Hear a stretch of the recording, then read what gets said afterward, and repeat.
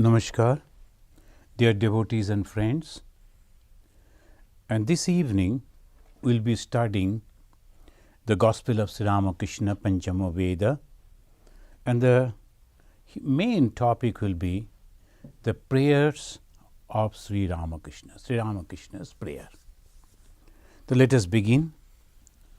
Tabo kathamritam tapta jivanam kabibhirilitam kalmashapaham sravana mangalam srimadatatam bhubi grinanti e bhurida janaha. We know that we were reading the accounts of the March 11, 1885, Sri Ramakrishna, Bhagavan Sri Ramakrishna, with the devotees in Kolkata. And he was talking, the last time also we read this particular portion, Narendra is a boy of very high order.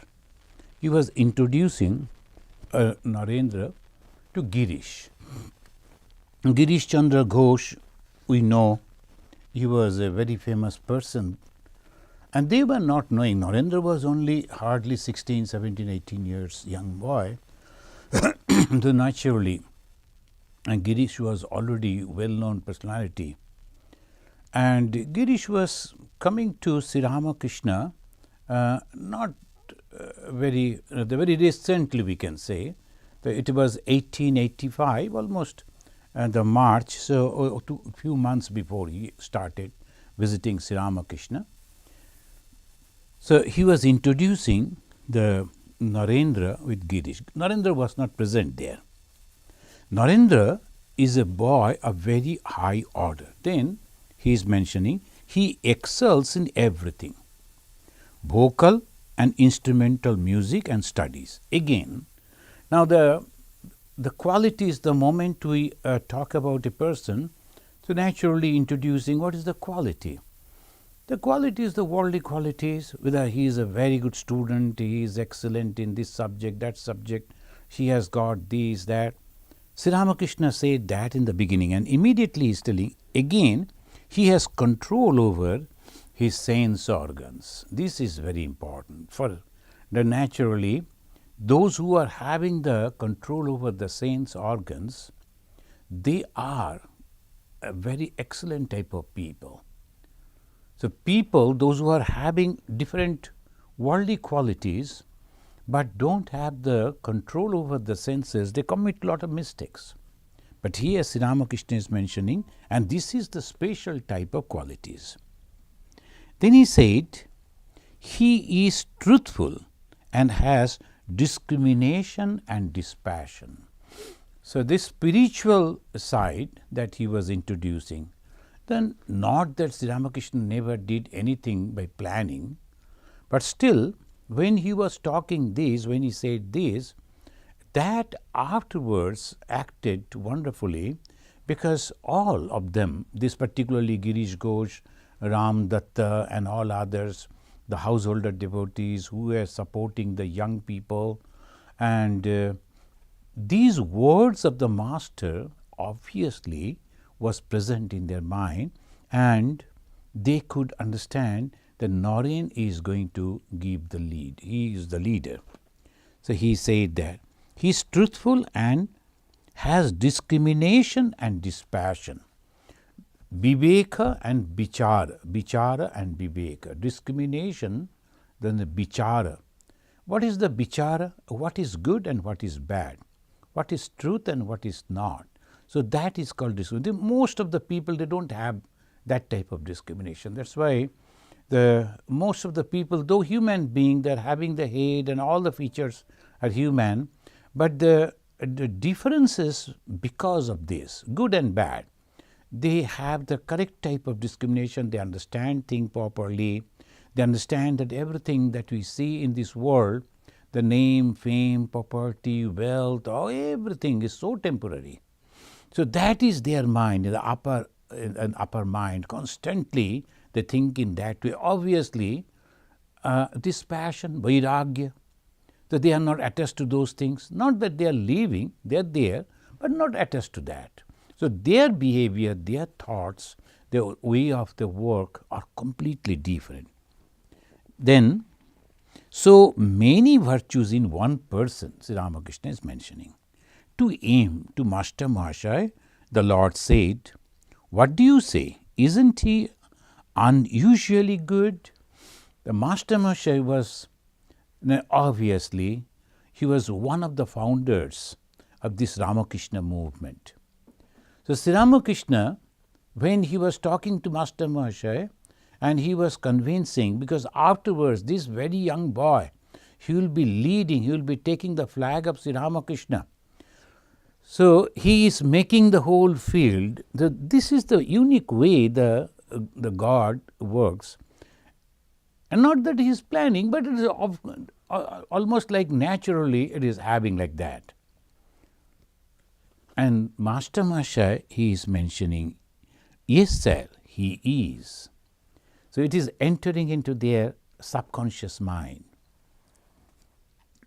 Master aside to him, then he is keeping him in the confidence. He is telling to the Master Mahashaya, he, meaning Girish Ghosh, has great earnestness and faith. So he is introducing different the devotees. So Girish Ghosh, apparently completely different type of person. He is a drunkard and he goes for the drama, and his life was completely different. Master Mahashaya and others, they were different. But when the Sri Ramakrishna himself is telling that he has great earnestness and faith, so Master Mahashaya looked at Girish and marveled at his tremendous faith.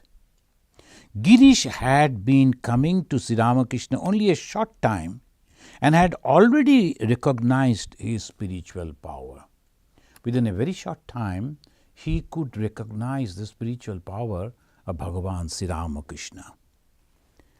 To him, he seemed a familiar friend and kinsman, related to him by the strong bond of spirituality. Girish was one of the gems in the necklace of Master's devotees. Friends, when an avatar comes, the surrounding him, so many great personalities also they come. The Girish is having great faith. But this faith means it's not that somebody said and immediately he accepted. He was not of that type. His character was completely different. It was very difficult to convince him. But even then, when he came, when he talked to Sri Ramakrishna, the lifestyle of Girish Chandra Ghosh and of Bhagavan Sri Ramakrishna was completely different. The heaven and the hell, we can say, the difference. But still, the Girish came, he met with Sri Ramakrishna and immediately could recognize the spirituality. Sri Ramakrishna didn't show any miracle to Girish. How could he recognize him? This is very important. Majority of the people, they always think about some supernatural power, some miraculous power, and then only they say, oh, he has the great power. But spirituality has nothing to do with the supernatural power or the miraculous power. Spirituality completely different. It's the love, it's the unselfishness. And that Girish could feel. And the Lord God who came in the form of Bhagavan Sri Ramakrishna, he is recognizing that and giving the certificate. And he is telling the Girish has great earnestness and faith. So Girish is so lucky. Narayan asked the master whether he would sing, and Sri Ramakrishna sang of the Divine Mother. He is the avatar. But even then, when an ordinary devotee is requesting, he is singing. Why? To rouse the spiritual the mood in the minds of the devotees. That is the only way they work. The avatara come to establish Dharma.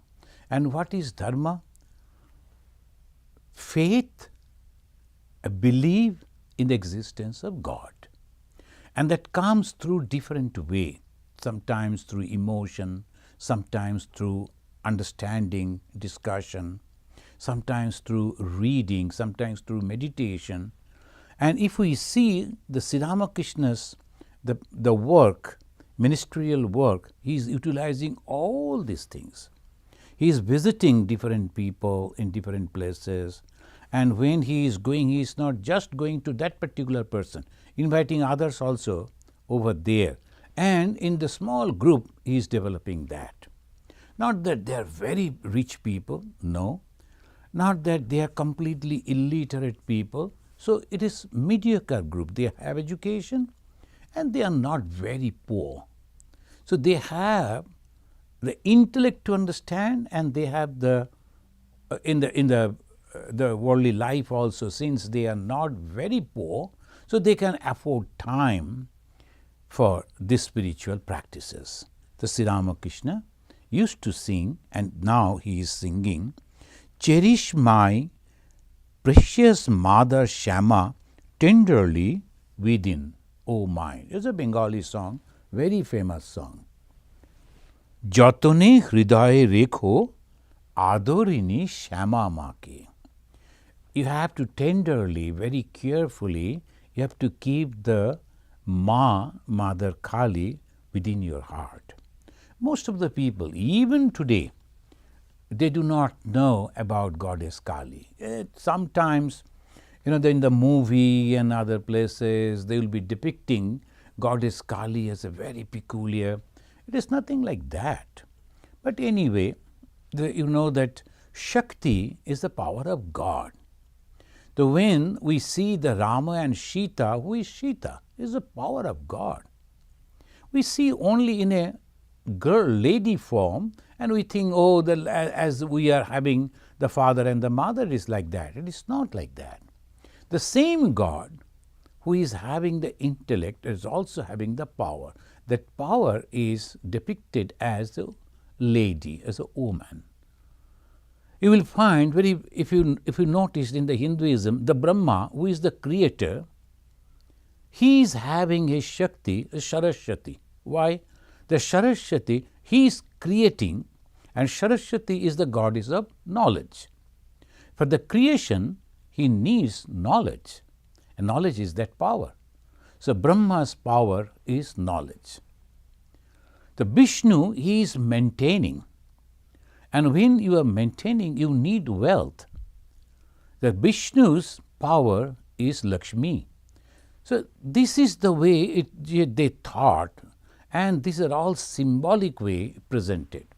The Hinduism, lot of symbolism is there, and we have to understand that intricate philosophy through this. So he is mentioning in this way, "Cherish my precious mother Shama tenderly within, O mind." In the majority of the Hindu temple, you will never find Kali Mandir, Kali temple. Why? In America, we have seen, because the people who are constructing the Hindu temple are not very much clear about the Tantra. Because I am really sorry to say that they always feel Tantra means something where you have to sacrifice the goat and you have to do these, nothing like that. There are different ways, different varieties are there. So I feel that they should understand it. They must understand it, because this is the power. This time Bhagavan Sri Ramakrishna came and he worshipped Goddess Kali, and Kali is nothing but power, and power is nothing but knowledge. So this we have to understand, and this song Sri Ramakrishna is singing, "Yatane hridaye rekho adorini shamamaki." Somewhere I read that even the Rabindranath Tagore, so they were not very happy because the Sri Ramakrishna worshipped Goddess Kali. And Sister Nivedita wanted this Rabindranath and Swami Vivekananda should together, and so that they can work together, etc. So that is all different type of discussions are already there, books are also there. So here we find the same conception. Kali means something very terrible and we should not worship. The wrong conception. Sri Ramakrishna completely broke it. And lot of other things, if we read, you will find there are some people are trying to grab the power. But Sri Ramakrishna's prayer, that we are going to touch that point, we will find he doesn't want that, and he is teaching one should not pray for those powers. And he sang again another song, O Mother, ever blissful as thou art, do not deprive thy worthless child of bliss. Go Anandamayi hue ma amay nirananda korona. Again he sang about the bliss of Divine Mother.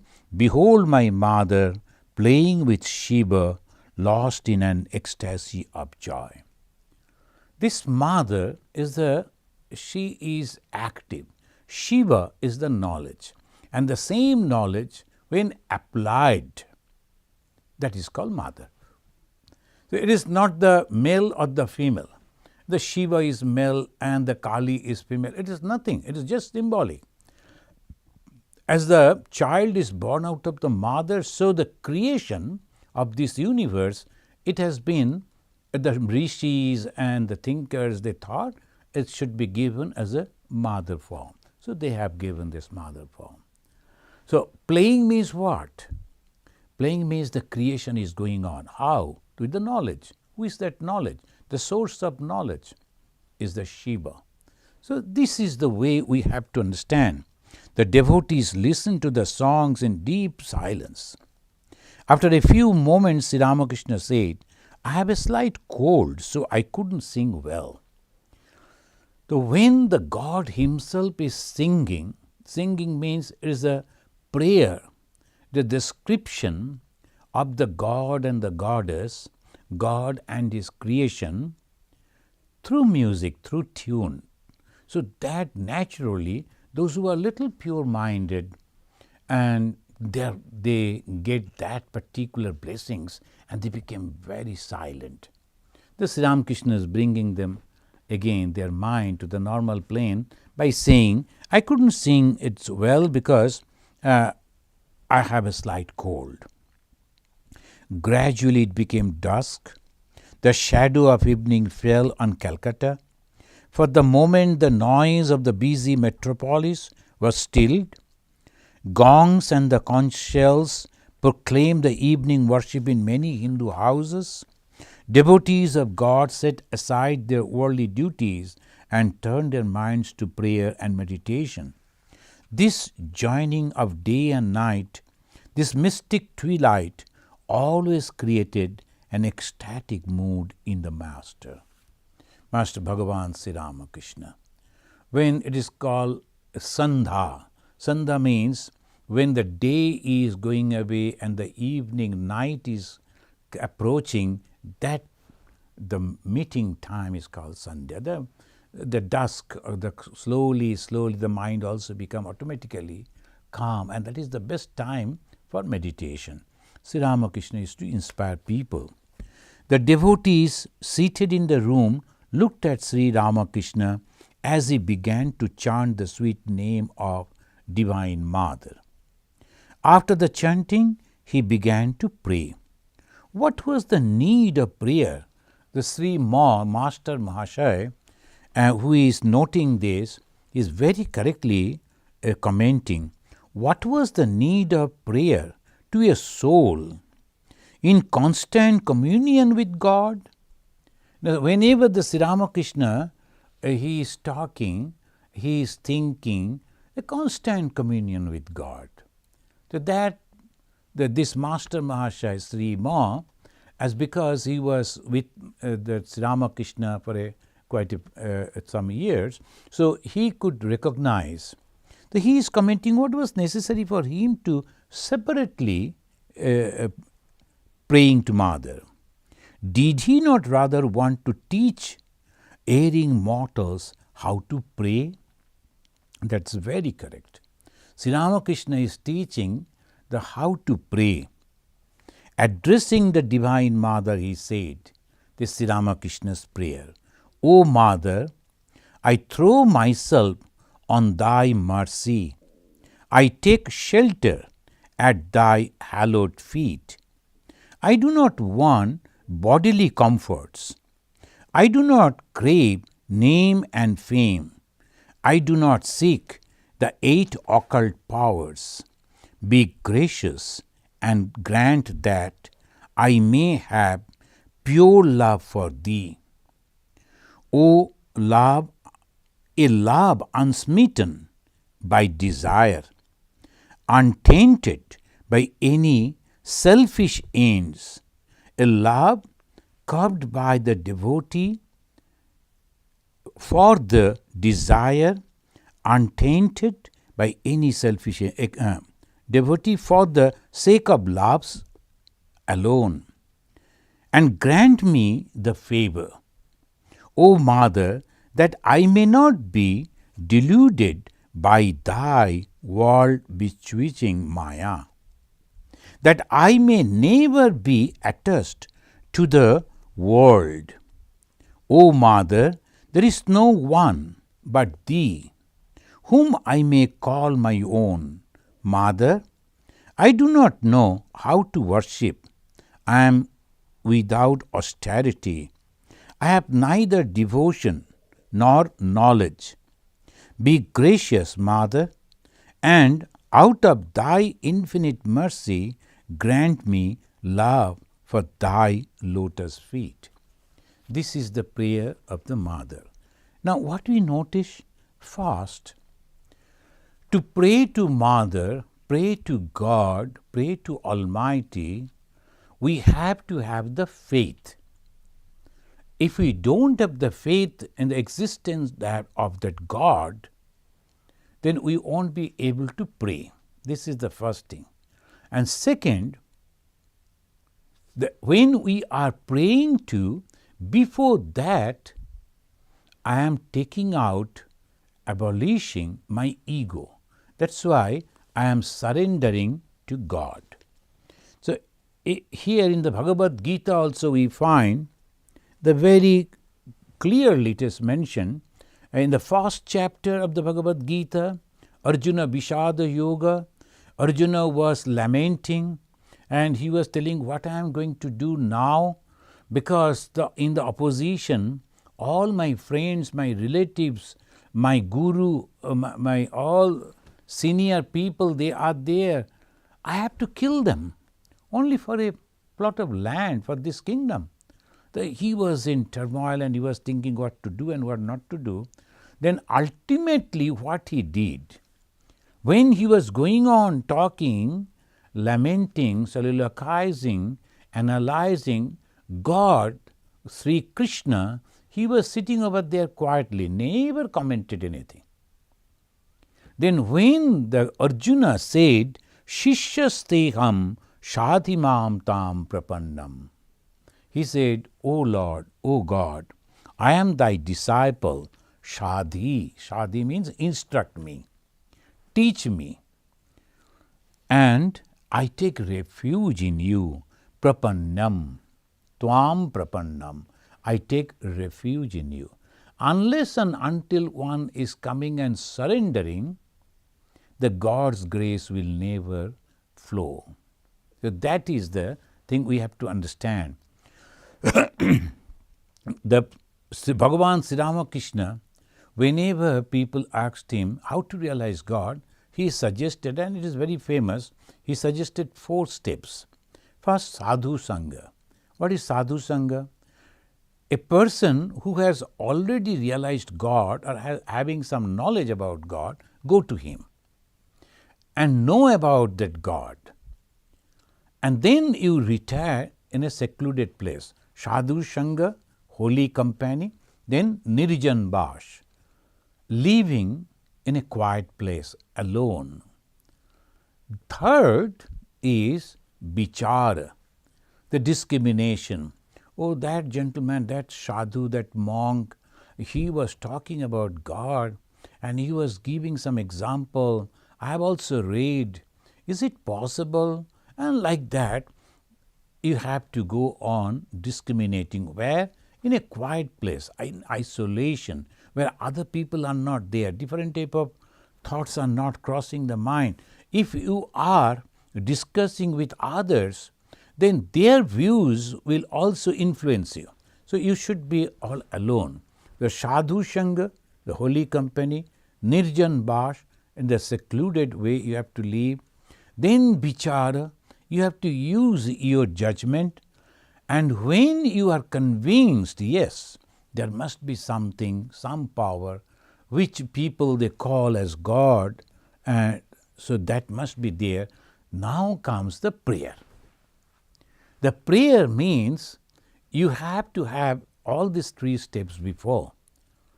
If you don't have any idea about the God to whom you are going to pray, obviously dedication won't be there. And you must have that conception. That's why the Panchama Veda, the Gospel of Sri Ramakrishna, that we are regularly reading for so many years.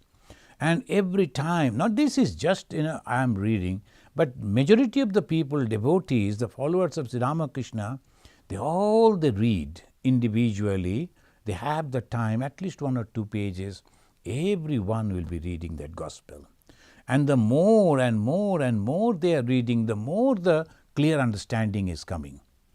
So this is the conception. The Sadhu Shanga means one should understand the idea of the God and what is God.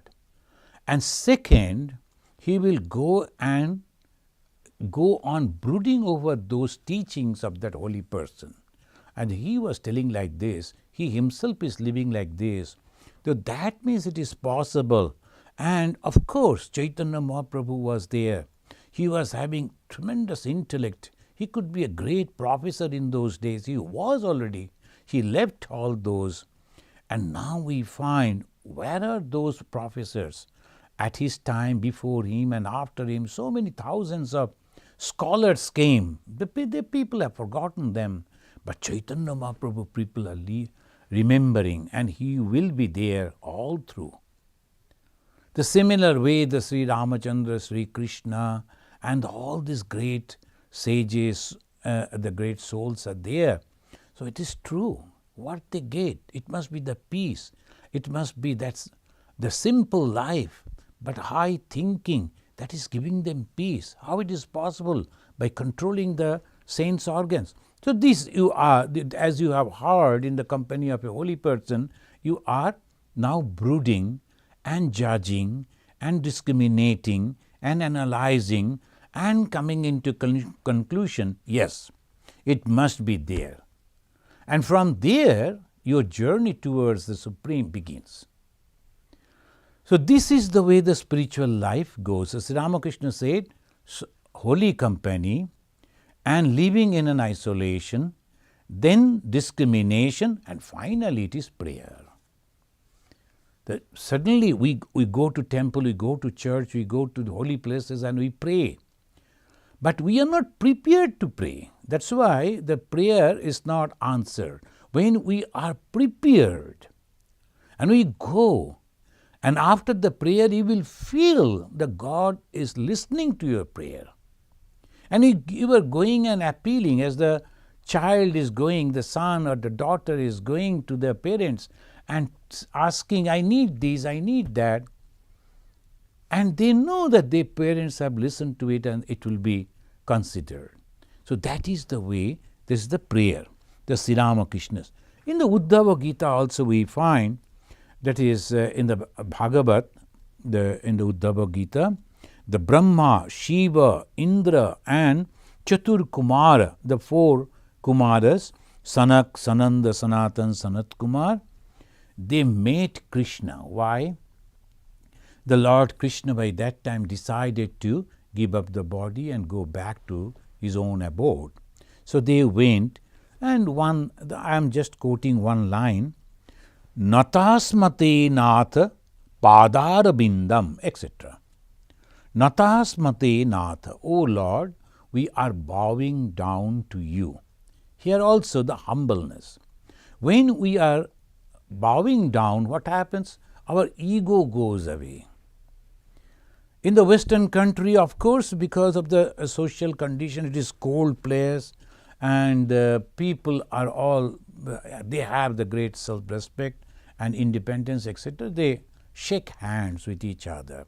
Nowadays, of course, after the corona, so they are not even shaking hands. Some are confused whether they will follow the Indian way of namaskara, and some are touching the two elbows and by that way greeting each other.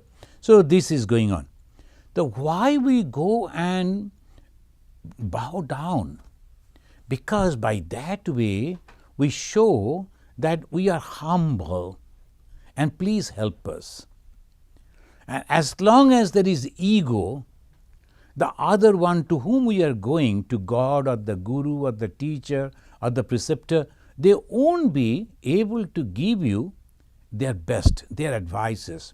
Even if they give, they will be doubtful, is he going to or is she going to accept this? So that should not be. So in the Hindu tradition, they go and they prostrate before the holy people. And they call Sha Ashta Anga Pranama. Shastanga, in together they say Shastanga Pranama. Sha with, Ashta 8, Anga limbs, Pranama salutation.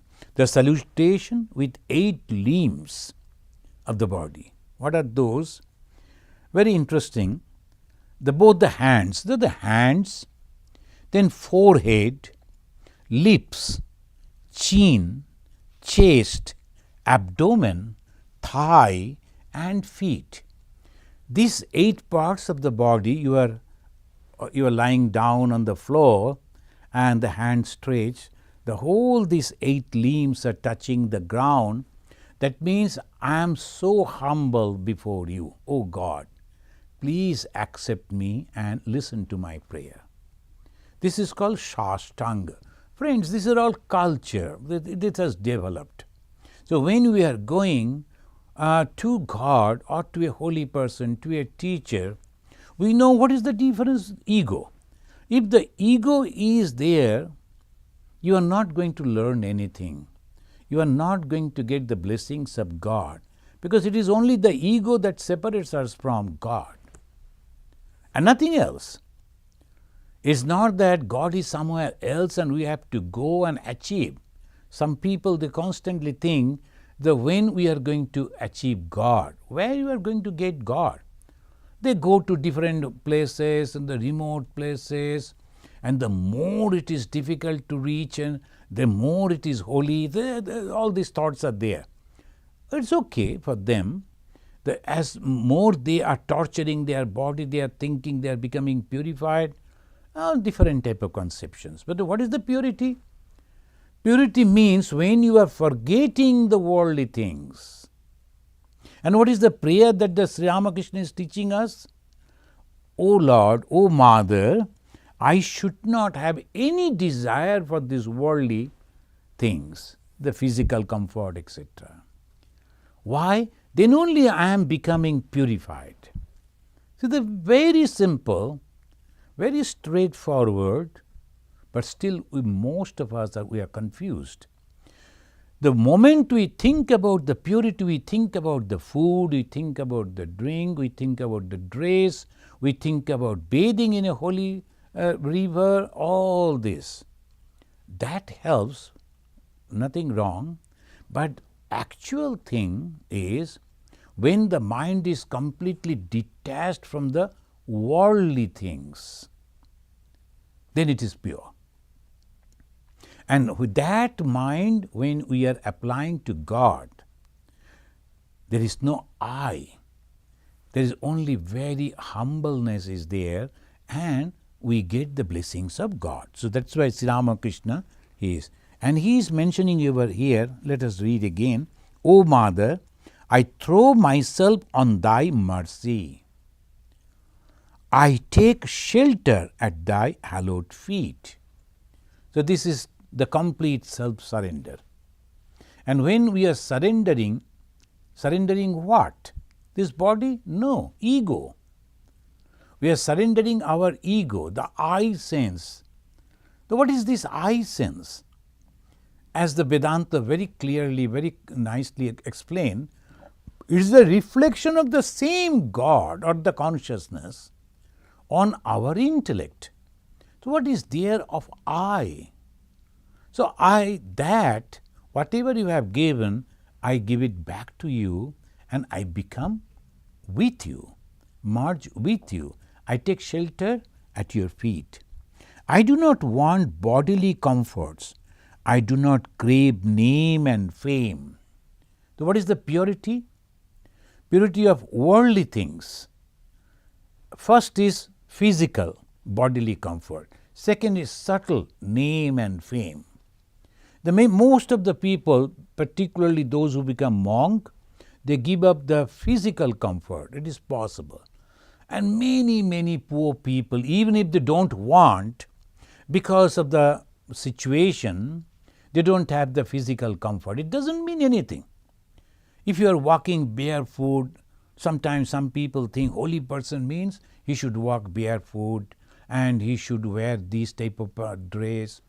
It is good. If the person is feeling like that, others are also getting inspired, it's okay.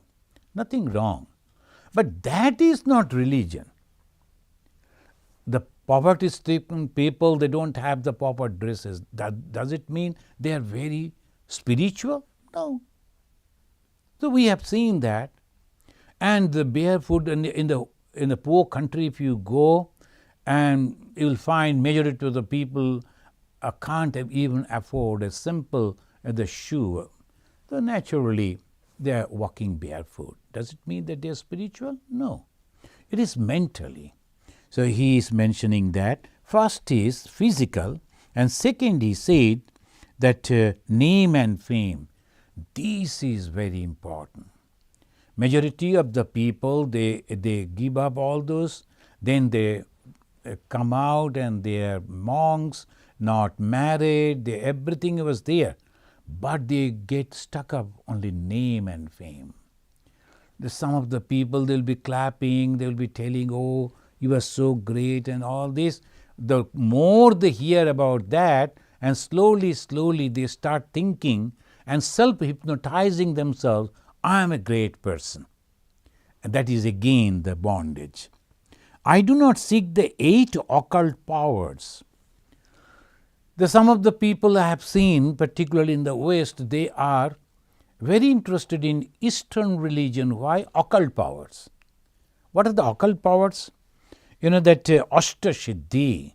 Siddhi means that the subtle, the occult powers. The Ashta means 8. First is Anima, the Sanskrit name Anima, Mahima, Garima, Laghima, Prapti, Prakamya, Ishitva and Bashitva. Here is Anima means small. Those who are having that power, they can make their body very small. In the Ramayana, if you read that Hanumana was having all these Ashtasiddhi, all the 8 powers.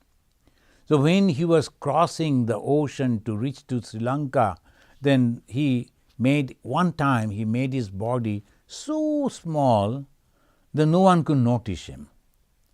Mahima means gigantic. When he decided to cross the ocean with the lip, he made his body gigantic. So there are different stories are there. When he went to bring the medicine from far distance place and he couldn't recognize that particular herb, so he lifted the whole mountain and brought it to that particular place where Lakshmana was unconscious. For his treatment only it was necessary. So this is a huge body, very powerful, Mahima. Then Garima is heavy. It becomes so heavy that it is impossible for anyone to hold. Laghima, it becomes very light. Then Prapti, obtain anything. That is the power that when some people are having this occult power, anything can be. It's not that just some names. No, it is possible. In Swami Vivekananda, about whom Bhagavan Sri Ramakrishna himself is telling that he is a high order, very high order.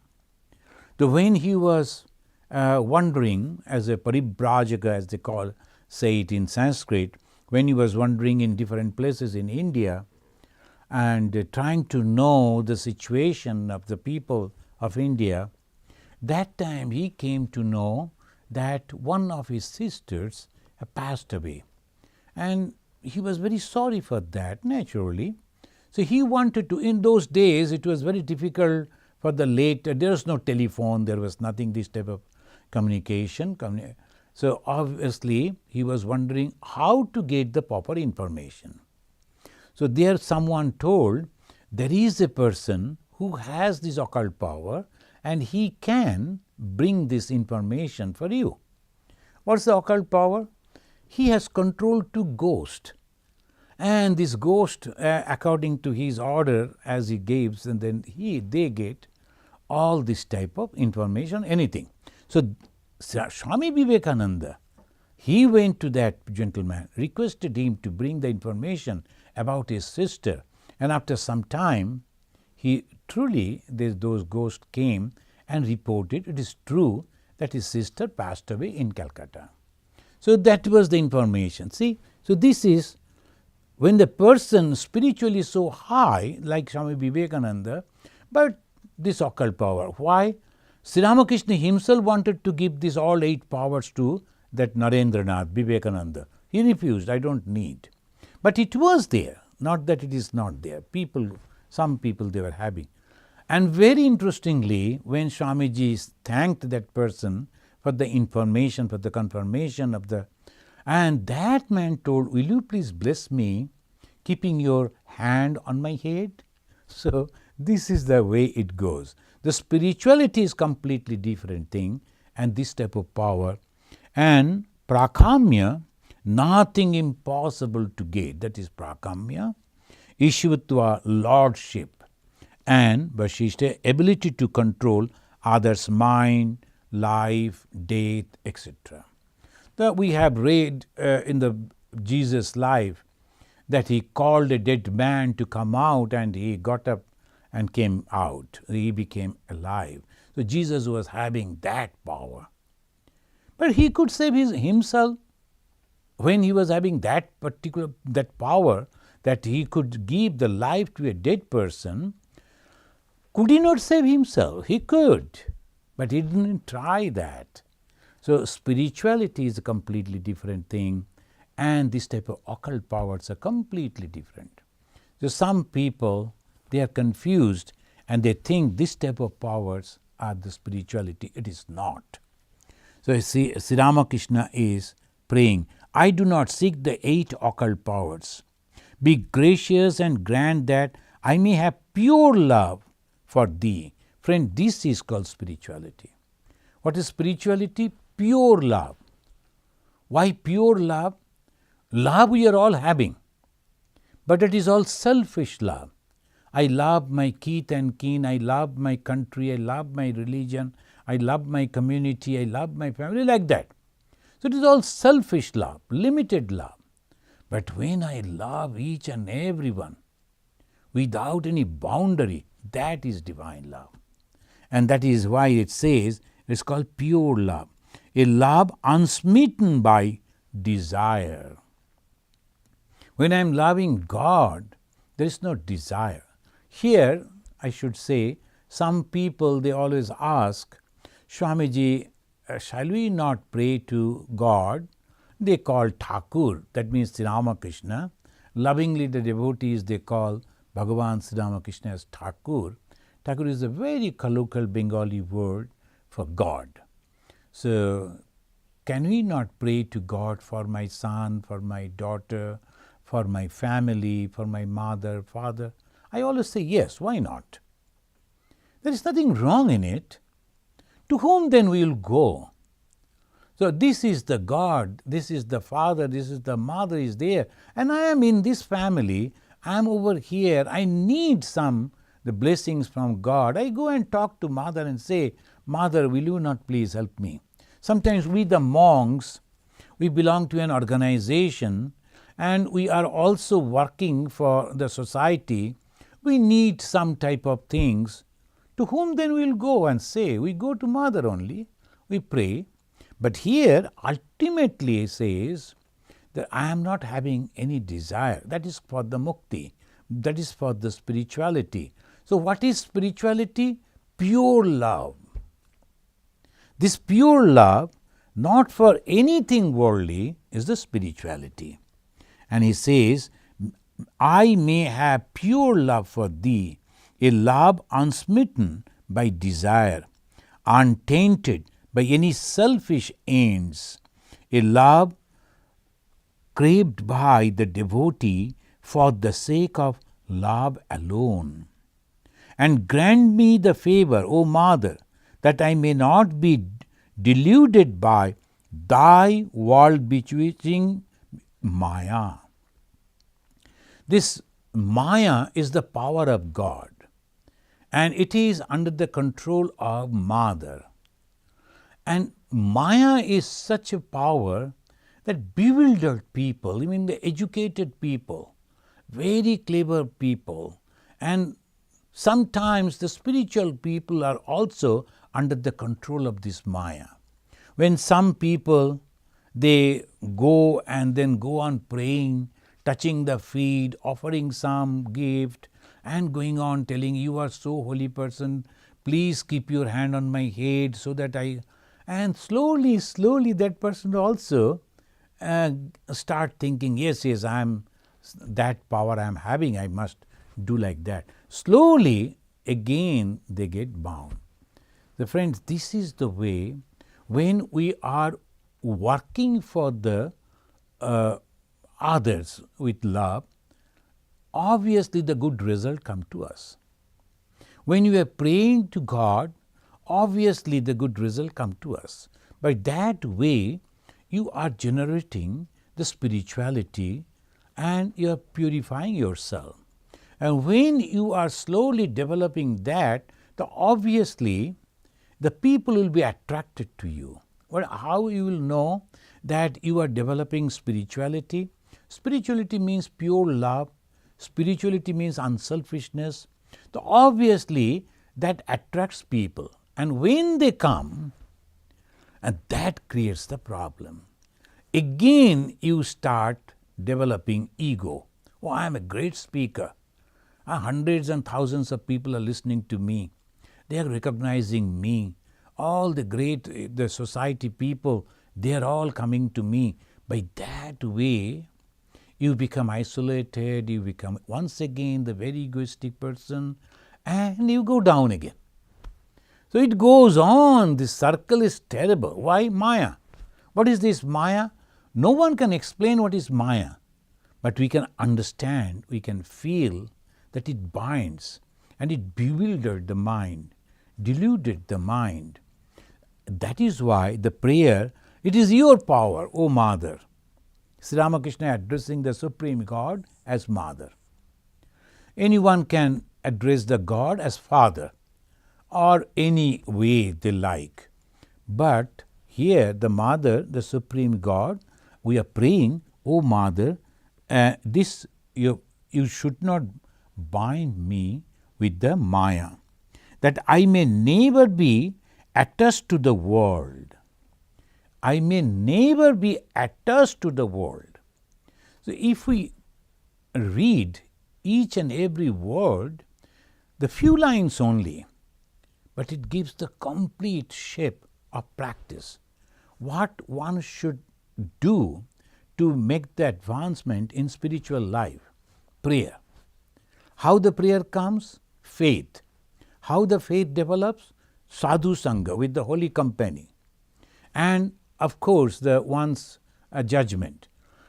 Then afterwards, this prayer, what type of things I should pray to develop my spirituality? Non-attachment. Not that we have to leave, give up. Whatever we are doing, wherever we are, we must be there performing our own duties. But at the same time, we must be careful not to be attached with this. And he is mentioning, and he said, "O Mother, there is no one but thee." So this is the main thing. There is a complete self-surrender and understanding there is nothing but God. The God whom we are also addressing, following the teachings of Bhagavan Sri Ramakrishna as Mother, because Mother is compassionate, Mother is love. The mother listened to the children, so they are telling, "O Mother, there is no one but thee whom I may call my own. Mother, I do not know how to worship. I am without austerity. I have neither devotion nor knowledge. Be gracious, Mother, and out of thy infinite mercy, grant me love for thy lotus feet." Again, it comes for the love. Love is a great word. When someone asked Swami Vivekananda, "How you will explain your Guru, Sri Ramakrishna?" Swami Vivekananda mentioned L-O-V-E personified. The love is that concern for each and every one. Sometimes physically we cannot help, but we pray for that person. Unknown person. But the suffering people, we always pray with the whole world, because our gurus taught, before you pray to God, you must, for yourself, you must pray for the benefit of the whole world. Isn't it unique? Isn't it beautiful? So when you are thinking, let everyone be happy, let everyone be healthy, let everyone understand each other and be free. Where from the anxiety comes? Misunderstanding only. When I am talking with someone or looking at someone and I develop some misunderstanding.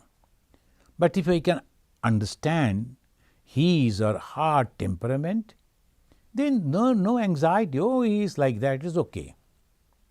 That this is the way you have to understand. So that gives a solace, a calmness, a tranquility, and self-confident. I am all right.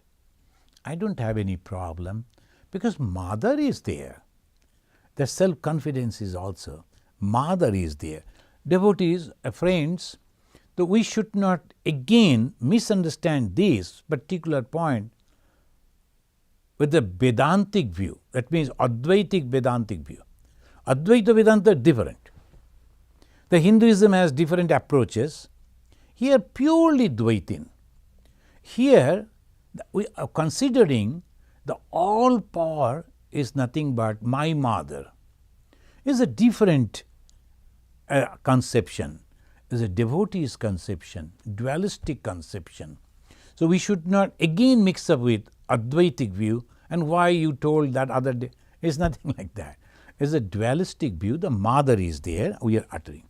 Every word of his prayer uttered from the depths of his soul, stripped in the minds of the devotees, the melody of his voice and the childlike simplicity of his face touch their hearts very deeply.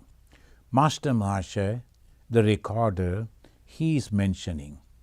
Whether other people or not, Master Mahasaya's mind was very much touched by that. Girish invited the Master to his house, saying that he may go there that very night. So Girish Ghosh's house was not very far. He came to Balaram's house, from Balaram's to Girish, almost next house. The Master, "Don't you think it will be late?" Girish, "No, sir. You may return any time you like. I shall have to go to the theatre tonight to settle a quarrel there."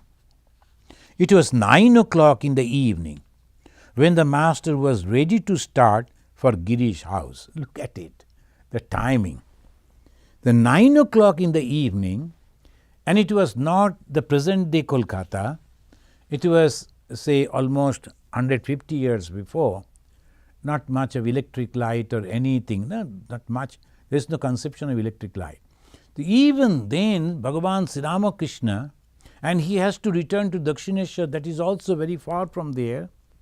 Even then he is going. Why? Only to rise the spiritual feeling in the hearts of the devotees. And there are some people, even at that time, it is late evening, 9 o'clock in those days, the people used to go to bed. Even then, some of them, they are following Sri Ramakrishna. Why? To listen to him. So there are people who are very worldly minded. They think the world, whatever the name, fame, and the money, power, that is sufficient for me, and after me my son, and after my son his grandson. So that is the separate type of thing whom we usually call world. That is Jagat. It is like that. And Sri Ramakrishna is to address them samsari. So these are the different type of people. They are very narrow-minded, selfish, and they think this is the life we must have to enjoy. But spiritual life is a completely different life. So these people, they like so much Master Mashans and others. 9 o'clock they are following Sri Ramakrishna. It was 9 o'clock in the evening when the master was ready to start for the Girish house. Since Balaram had prepared supper for him, Sri Ramakrishna said to Balaram, "Please send the food you have prepared for me to Girish. I shall enjoy it there." At 9 o'clock, Sri Ramakrishna, he was thinking to eat. Now he is asking to send to Girish. He did not want to hurt Balaram's feeling. As the master was coming down from the second floor of Balaram's house, he became filled with divine ecstasy. He looked as if he were drunk. Narayan and Aim were by his side. A little behind came Ram, Chuni, and other devotees. No sooner did he reach the ground floor than he became totally overwhelmed. Narayan came forward to hold him by the hand lest he should miss his footing and fall. Master expressed annoyance at this. A few minutes later, he said to Narayan affectionately, "If you hold me by the hand, people may think I am drunk. I shall walk by myself." It is nothing like that. I think sometimes Ramakrishna, when he was in that mood, if anyone not very pure in mind touched him, immediately that particular the thought in his mind was to break. So he expressed this type of thing many a times. Only when Baburam Maharaj, his name was Baburam Ghosh, when he used to touch him, Sri Ramakrishna never said anything. Why? Afterwards he said, Swami Premananda afterwards, he said that he is very pure like Radha. Radha means the embodiment of love for God. So that is there. The Girish house was not very far away. The master passed crossing at the Boshpara lane. Suddenly he began to walk faster. The devotees were left behind. Presently Narendra was seen coming from a distance. At other times the master's joy would have been unbounded at the thought of Narendra or at the mere mention of his name. But now he did not even exchange a word with his beloved disciple. As the master and the devotees entered the lane where Girish lived, he was able to utter words. He said to Narendra, "Are you quite well, my son, my child? I could not talk to you then." Every word the master spoke was full of infinite tenderness. He had not yet reached the door of Girish house when suddenly he stopped and said, looking at Narendra, I want to tell you something. This is one and that is another. So Sri Ramakrishna having this is one, that means the one who is now talking with you, this is, and the another, the God who is residing with me. So that Sri Ramakrishna is mentioning. Master Mahashaya writing, who could know what was passing through his innermost soul at that moment? Friends, we will stop over here, and then the next day again we will read from this page. The page number you may note 732 of the Gospel of Sri Ramakrishna. Thank you. So the first question is from Vishwarup Ghosh. He is saying, please repeat how to pray to God. Oh, Vishwarup, 1 hour I spoke and you asked me to speak for another hour. So please listen to it. It will be there in the YouTube. You please listen to it and you'll find it. Sima Biswas is asking, when we have well-wishers who do not mean good to us, how can we love them? Shima, you are telling that well-wishers, again you are mentioning that they don't love you or want good to you. So, no, that means they are not well-wishers. It is better to avoid them. So, if not loving, at least avoid them and keep distance from them and don't hate them. It may change, their attitude may change. And pray for them. Oh God, they are also good people, but they are misunderstanding me and trying to harm me. So, please change their mind and thoughts for me. So, if you pray, that will be good. So, thank you friends. Let us chant this mantra and we conclude. Niranjanam nityam anantarupam bhaktanukampa dhrita vigraham vai Ishavataram parameshamidyam tam Ramakrishnam shirasa namamaha. Om Shanti Shanti Shanti Harihi Om Tat Sat. Sri Ramakrishna Arpanamastu.